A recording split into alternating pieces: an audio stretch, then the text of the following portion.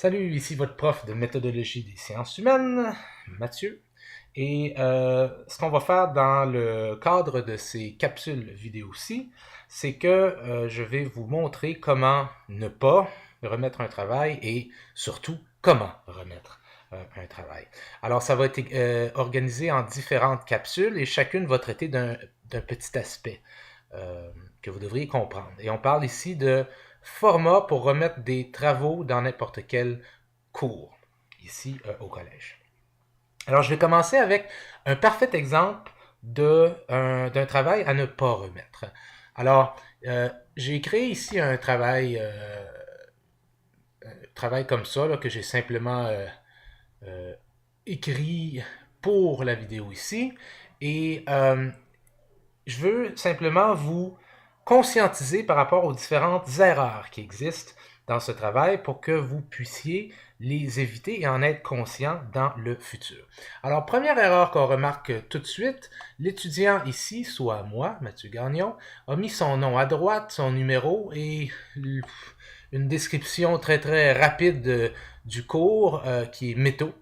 Et ça, c'est un problème parce que il n'y a pas de page titre ici. Cette information-là, en bleu, devrait être organisée à l'intérieur d'une page titre qui contient beaucoup plus d'informations que simplement le nom de l'étudiant, son numéro et une version courte du cours Méthodologie des sciences humaines qui est métaux, dans le fond.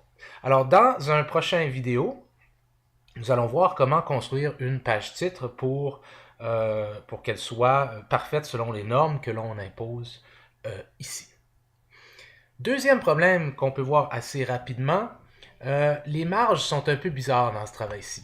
Le travail est extrêmement large en termes de marge. Il couvre beaucoup d'espace sur la page. Et ça, c'est un problème parce que nous, les profs, on aime bien mettre des notes ou des commentaires là, dans les marges. Et si vous ne laissez pas assez d'espace, ben, c'est problématique. Donc, il y a un problème au niveau des marges ici. Il va falloir fixer ça, arranger ça. Et pour ça, il y aura une capsule vidéo qui portera sur comment mettre vos marges, comment les arranger pour qu'elles conviennent justement aux normes que nous vous imposons dans le cadre des cours. On a aussi, vous aurez remarqué un problème probablement avec la police, soit l'écriture, la manière que c'est écrit. C'est une police qui est un peu, qui fait pas très professionnelle. Il peut même être dur à lire dans certains cas, surtout parce que tout le texte est vraiment compressé, là. Alors, ici, il va falloir apprendre à changer ça. On vous impose une certaine police, soit quelque chose comme Times New Roman 12, et on va voir comment faire ça dans un prochain cours. Pas prochain cours, mais une prochaine vidéo. Vous verrez aussi que l'interligne est peut-être, ça semble être de l'interligne simple. Et ceci est un problème parce qu'au bout d'un moment, pour un prof qui lit ça, qui essaie de l'évaluer, on voit double. Au bout d'un moment, ça devient extrêmement difficile à lire. Donc, ça manque un peu d'espace. Il faudrait donc arranger ça aussi. Et en parlant d'espace, justement, regardez comment le texte est vraiment compressé ou comprimé en un bloc.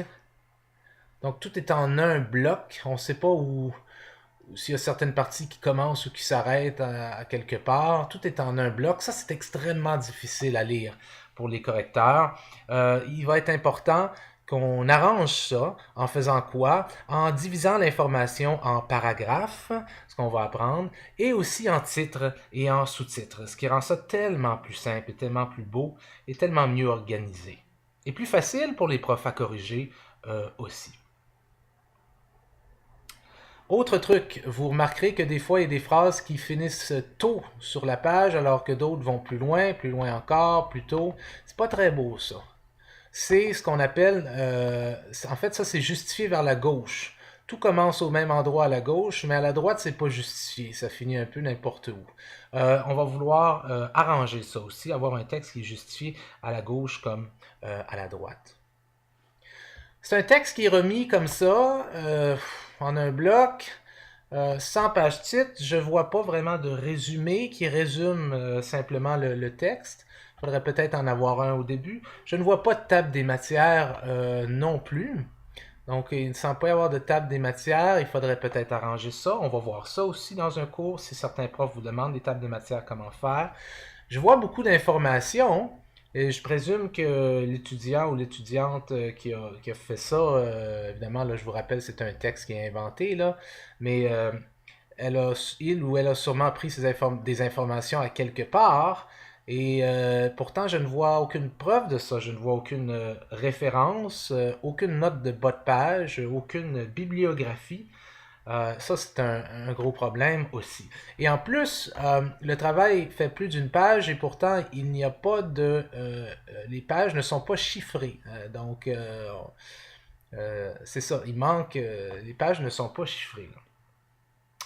Donc, ou numérotées, là, plutôt. Alors, c'est un très mauvais travail en termes de format. Et c'est plate de perdre des points à cause de ça parce que le contenu peut être excellent et pourtant on peut avoir une note qui est diminuée par le contenant finalement, le format.